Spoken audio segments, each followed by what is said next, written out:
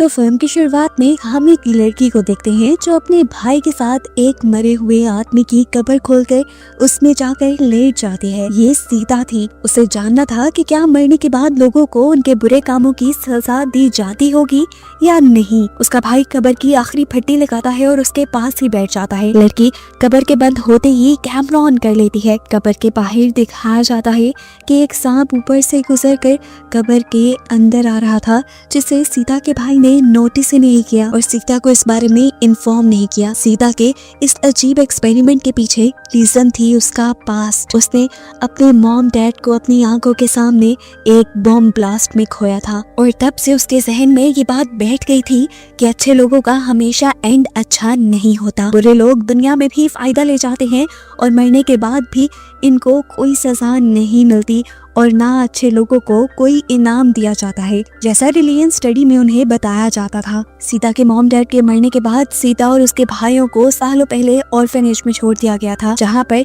Lillian teacher उसे बताती है कि बुरे इंसानों का अंजाम बुरा होता है, चाहे वो उन्हें मरने के बाद मिले। लेकिन सीता को इस चीज पे बिलीव नहीं था और अपनी टीचर को गलत साबित करने के लिए वो अपने भाई को लिए एक सरुंग में चली गई। इस सरुंग में सीता से पहले कोई नहीं गया था क्योंकि माना जाता था ये सरुंग भूतिया है और इसके अंदर जाते ही लोग गायब हो जाते हैं। अंदर वो अपने भाई आदिल के साथ गई थी और ज्यादा अंदर जाने पर उनको अंधेरे के अलावा कुछ नहीं मिलता और कुछ ज्यादा अजीब ये होता है कि और अंदर जाने पर आदिल और सीता एक दूसरे को देख पाना तो दूर, अब एक दूसरे की आवाज भी नहीं सुन पा रहे थे। सीता अपने भाई के लिए परेशान होकर आगे बढ़ती है तो उसे इसी टनल में एक बच्चा दिखाई देता है जो बहुत ज्यादा डरा हुआ था, सहमा हुआ था। ये असल में कोई बच्चा नहीं बल्कि उसकी सोल थी और जब उसने अपना नाम अजीब से अंदाज में सीता को बताया तो सीता डर गई। बच्चे ने अपना नाम इस्माइल बताया था, थोड़े भयानक अंदाज में। इसीलिए सीता डरकर टनल से बाहर आ गई, जहाँ आकर उसने देखा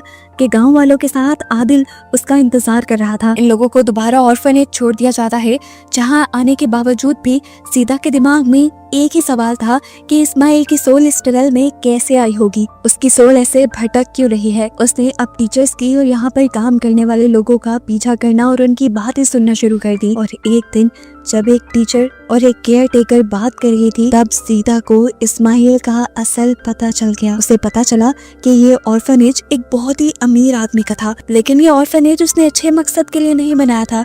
उसने बच्चों को सहारा देने के लिए ये ऑर्फनेज नहीं बनाया था, बल्कि उसने ऑर्फनेज ये अपने लिए बनाया था। वो बेसहारा बच्चों को यहाँ सहारा देता था और उनमें से जो बच्चा उसे पसंद आ जाता था वो उसे ले जाता था।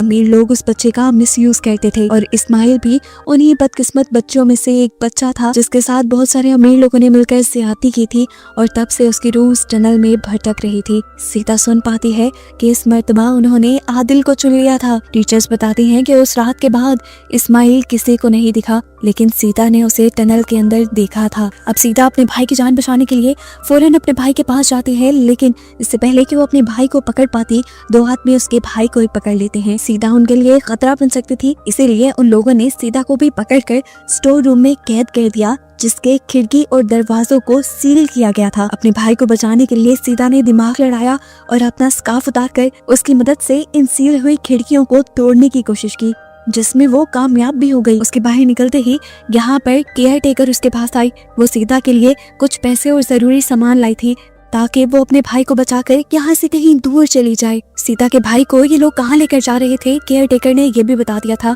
सीता भागते हुए जंगल के रास्ते से होते हुए पहले ही उस सड़क पे पहुंच गई जहाँ से उन्होंने आदिल को लेकर गुजरना था। उसने पत्थर मारकर पहले ड्राइवर को डिस्ट्रैक्ट किया और फिर अपने भाई को बचाकर वहां से भाग निकले, जिसके बाद सीन कट होकर हमें 10 साल बाद बड़ी हुई सीता को दिखाया गया जो अब एक ओल्ड एज होम में काम करती है।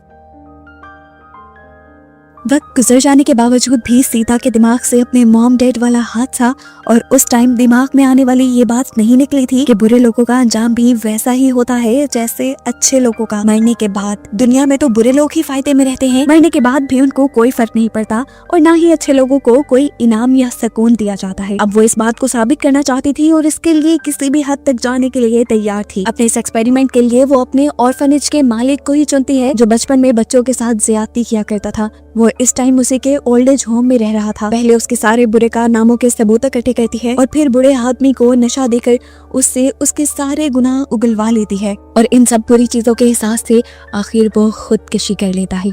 लाओबाई के बच्चे भी सारे उसके बुरे कामों के बारे में जानते थे, लेकिन लाओबाई बहुत पैसे वाला था, इसलिए उसे कुछ नहीं कहते थे। मरने के बाद उसका एक भी बेटा उसका साथ नहीं देता। ओल्ड एज होम वाले ही उसका फ्यूनरल करते हैं। आदिल उसे नहलाता है, जिसके बाद उसे कफन पहनाकर दफन कर दिया जाता है। अब सीता ये देखना चाहती थी कि इस बुरे आदमी का मरने के बाद क्या अंजाम होगा, इसीलिए वो कब्र में लेट गई। ये वही सीन है जो मूवी के स्टार्ट में हमें दिखाया जा रहा था।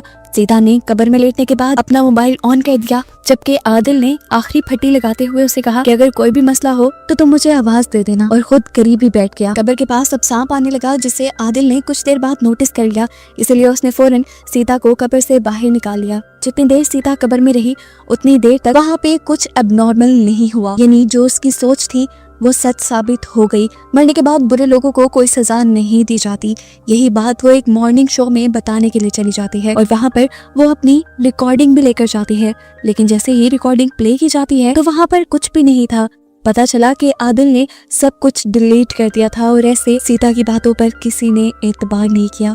सीता चिल्लाई, रोई। उसने आदिल से पूछा, तुमने ऐसा क्यों किया? आदिल बताता है कि उसे ये सब करना ठीक नहीं लगा। इस तरह करने से बुरे लोगों को और शेयर मिल जाएगी और अच्छे लोगों की कोई कदर नहीं करेगा। वो सीता से कहता है, तुम भी कौन सा अच्छे हो? तुमने भी अपने अलावा किसी का नहीं सोचा। तुमने तो ओल्ड एज होम में ड्यूटी भी सही से नहीं की, जो तुम्हारा फर्ज था। सीता आदिल की बातों से दिल हार बैठती है और घर जाकर अपनी मॉम डैड की पिक्चर लेकर खूब रो देती है। रोते हुए उसे ऐसा फील हुआ जैसे उसे लाओबाई ने आवाज दी है। आवाज का पीछा करते हुए वो एक कमरे में गई, लेकिन यहाँ कोई नहीं था। लाओबाई तो मर चुका था। वो जब इस कमरे का दरवाजा बंद करने लगी तो उसे दोबारा लाओबाई की ही आवाज सुनाई थी। इस मर्तबा आवाज सुनकर जैसे ही वो पीछे मुड़ी तो वहाँ एक शैडो था। पास जाकर देखा तो ये एक ओल्ड लेडी थी जो इस ओल्ड एज होम में ही रहती थी। वो रो रही थी और उसने सीता को बताया कि उसका हस्बैंड उसे धोखा दे रहे हैं, जो उसके साथ यहीं पर रहते थे। उनके बताने पर सीता उनके साथ गई तो देखा एक नर्स के साथ उनके हस्बैंड टाइम स्पेंड कर रहे थे, कि देखकर वो खूब चिल्लाने लगी। यहाँ तक कि सारे ओल्ड एज होम वाले यहाँ पर इकट्ठे हो गए। वो औरत इस उम्र में ये सदमा बर्दाश्त नहीं कर पा रही थी। वो इस आदमी को मारना चाहती थी, लेकिन सीता ने उसे रोक दिया और यहाँ से ले गई। रात में जब ये बूढ़ी औरत लॉन्ड्री करने लगती है तो गलती से उसकी रिंग लॉन्ड्री मशीन में रह जाती है, जिसे वो निकालने के लिए जब अंदर गई तो गलती से उसी से बटन दब गया मशीन का और वो लॉन्ड्री में घूम घूम कर मर गई। जैसे ही सबने उसका शोर सुना तो आकर उसे बाहर निकाला, लेकिन तब तक देर हो चुकी थी। अपनी बीवी के मरने से उस आदमी को बहुत ज्यादा सदमा हुआ, क्योंकि अभी तो उसने अपनी वाइफ से माफी भी नहीं मांगी थी। इसी सदमे में वो रो रो कर पागल हो रहा था। सीता अब इस बुढ़े आदमी के लिए कुछ करना चाहती थी। आदिल की बातें उसके दिल पे लगी हुई थी, इसीलिए वो अपनी ही ओल्ड एज होम में रहने वाली एक शेमन के पास गई और उसने पूछा क्या वो आंटी की सोल को बुलाने के लिए कुछ कर सकती हैं। शेमन मान गई और यहाँ पर कुछ बुजुर्गों को लेकर एक गोल टेबल पे बैठ गई, जहाँ पर उन्होंने कुछ कैंडल्स भी जलाई थी। उनके पास एक बंदा कम था। उन्होंने सीता को यहाँ बैठने को कहा, लेकिन सीता को डर लग रहा था। लेकिन सीता के बगैर उनका रिचुअल पूरा भी ना होता। मजबूरन सीता को बैठना पड़ा। शेमन के रिचुअल करने से वो सोल शेमन के अंदर आ गई। शेमन अब उस आंटी की ये आवाज में बोलने लगी जो मरी थी। उसकी आवाज सुनते ही हस्बैंड उससे माफी मांगने की कोशिश करता है, लेकिन वो औरत कहती है, मैं तुम्हें ऐसे माफ नहीं करूंगी जब तक तुम उस औरत को ना मार दो जिसके साथ मिलकर तुमने मुझे धोखा दिया। ये सुनते ही सीता को कुछ गलत लगा। उसने फौरन शेमन से रिचुअल बंद करने को कहा, लेकिन तभी सारे बूढ़े लोग उसी आंटी की आवाज में बोलने लगे कि उस औरत को मार दो। सीता को खतरा फील हुआ तो वो यहाँ रिचुअल से उठ गई। उसने सारी कैंडल्स बुझा दी और पर्दे खोल दिए। ये रिचुअल उसने तोड़ दिया और फौरन उस नर्स की जान बचाने के लिए चली गई। अभी वो उस नर्स के पास पहुंची ही थी और उसे कुछ बताने ही वाली थी कि वो बूढ़ा आदमी इस नर्स को मारने के लिए इसके करीब आ गया। सीता ने उसे बचाने के लिए उसे एक कमरे में ले गई और दरवाजा बंद कर दिया, लेकिन यहाँ पर पहले से ही उनका रिचुअल वाला एक और साथी मौजूद था जो उस औरत के पेट में स्टैब करते हुए उसे मार डालता है। वो अंकल से पूछते हैं, आपने इस बेकसूर को क्यों मार दिया? जिस पर अंकल जवाब देते हैं कि मैं मरने के बाद दुख नहीं चाहता। उस औरत ने मुझे इस लड़की को सजा देने को कहा था और मैंने दे दी। उसकी बातें सुनकर सीता को शक हुआ। सीता को लगा कि कहीं इन्होंने सीता का मॉर्निंग शो तो नहीं देख लिया, लेकिन सीता तो उस मॉर्निंग शो में कुछ साबित नहीं कर पाई थी कि मरे हुए लोगों को सजा मिलती भी है कि नहीं। उसने अब इंटरनेट पे सर्च किया तो उसे पता चला कि सीता के शो के बाद बहुत से लोग सीता से इम्प्रेस हुए और उन्होंने सीता का ही एक्सपेरिमेंट दोहराया और इस मर्तबा बहुत सी अजीबो गरीब चीजें लोगों के पास रिकॉर्ड हुई।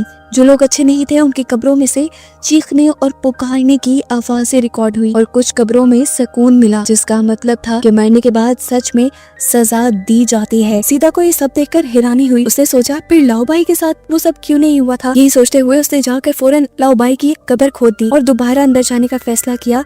लेकिन हैरानकुन तौर पे क्या देखा कि वहाँ तो लाओबाई की हड्डियां तक नहीं थी। एकदम से अब कब्र की मिट्टी और कब्र की लकड़ियां उसके ऊपर गिरने लगी, जिनसे बचने के लिए वो आगे की तरफ गड्ढा खोदकर उसमें चली जाती है। उसके रास्ता बनाते ही पीछे से मिट्टी ने उसका पिछला रास्ता बंद कर दिया। सीधा आगे की तरफ बढ़ती रही और उसे एक टनल मिल गई, जिस टनल के अंदर वो चली गई। ये वही टनल थी जिसके अंदर उसे इस्माइल मिला था। वो टनल यहाँ इस शहर में तो नहीं थी। सीता को लगा कि शायद ऑक्सीजन की कमी से उसे हेलुसिनेशंस हो रही हैं, लेकिन अगले ही पल उसे इस्माइल की पुरानी वाली आवाज आई, जिससे वो जान गई कि सच में ये उसी टनल के अंदर है। वो अब इस टनल में आगे आई तो सामने सीता का बचपन था। एक कांच के शीशे के बाहर उसके मॉम डैड खड़े थे जो उसके लिए हाथ हिला रहे थे। सीता उन्हें देखकर इमोशनल हो गई। उनको देखकर वो रोने लगी और अगले ही पल ये सारी चीजें गायब हो गई। टनल दोबारा से पहले जैसी हो गई, जिसमें वो आगे बढ़ने लगी और इस वक्त उसे लाओबाई के पछतावे की और चीखने चिल्लाने की आवाजें सुनाई दी। सीता को आगे जाने पर अपने ऑर्फेनेज वाले बचपन के साथी भी मिले, जिनके आगे इस्माइल खड़ा था। सीता को लगा कि शायद ये सब उसका वहम है। उसे याद आया कि भूत होते तो हैं, लेकिन जब तक उन पे बिलीव ना करो तब तक वो नजर नहीं आते। वो आंखें बंद करके अपना माइंड बनाती है कि उसे यहाँ कुछ नहीं नजर आ रहा, और जब वो आंखें खोलती है तो दोबारा उसके सामने ऑर्फेनेज के बच्चे ही थे। अब इस्माइल उसके सामने आया और उसे डांटने लगा। वो बोला, उस दिन तुम मुझे छोड़ के क्यों चली गई थी? क्या तुम्हें समझ नहीं आई थी उस दिन कि मैं डरा हुआ हूँ? मेरे पीछे कोई आ रहा था। उसकी बात सुनकर सीता परेशान हो गई और तभी उसे ऊपर से किसी की आने की आवाज आई। ये किसी मॉन्स्टर की आवाज थी। इसे देखकर इस्माइल ने सीता से कहा, बस अब नहीं डरता मैं, और तुम भी ना इससे डरना। इससे बचने के लिए तुम सामने सुरंग में छलांग लगा दो मेरे साथ। सुरंग बहुत गहरी थी, अंदर कुछ नजर भी नहीं आ रहा था। मॉन्स्टर भी तेजी से उनकी तरफ बढ़ रहा था, इसलिए सीता ने इस्माइल के साथ उस सुरंग में छलांग लगा दी और अचानक उसे जब होश आया तो हमने उसे लाओबाई के साथ लेटा हुआ पाया। सीता ने मुड़कर देखा तो लाओबाई उसके पास लेटा हुआ था। उसने जो कुछ देखा था उसे वो एक डरावना ख्वाब लग रहा था। उसने चीख कर आदिल को बुलाया, लेकिन बाहर अब कोई नहीं था। उसकी मदद को कोई भी नहीं आया। अब एक सांप कब्र के अंदर आ गया और सीता के ऊपर चढ़ गया। उसने सीता को काटा और फिर वो लाओबाई के मुंह के अंदर चला गया। इस सांप के अंदर जाते ही लाओबाई उठ के बैठ गया। किसी ने एक हथौड़े से लाओबाई का सर फाड़ दिया। खून के छींटे सीता के मुंह पे आके गिरे और वो पूरी तरह डर गई। लेकिन ये तो अभी शुरुआत थी। लाओबाई का सर दोबारा ठीक किया गया और उसे दोबारा उसी तरीके से टॉर्चर किया गया। उसकी जुबान की जगह बहुत सारे सांप निकल आए थे और उसकी पूरी बॉडी पे रेंगने लगे थे। इसके बाद अब कोई अजीब सी चीज यहाँ पर आ गई। लाओबाई को नुकसान पहुँचाने के लिए सीता डर गई। शुक्र था कि ठीक उसी वक्त पर ऊपर से आदिल ने ये कब्र खोद दी और उसे बाहर निकाल लिया। सीता बहुत ज्यादा डरी हुई थी। जो कुछ उसने देख लिया था उससे वो जान गई थी कि बुरे लोगों को आखिर में सजा जरूर मिलती है। और बस यही दिखाते हुए ये कहानी यहाँ खत्म हो जाती है।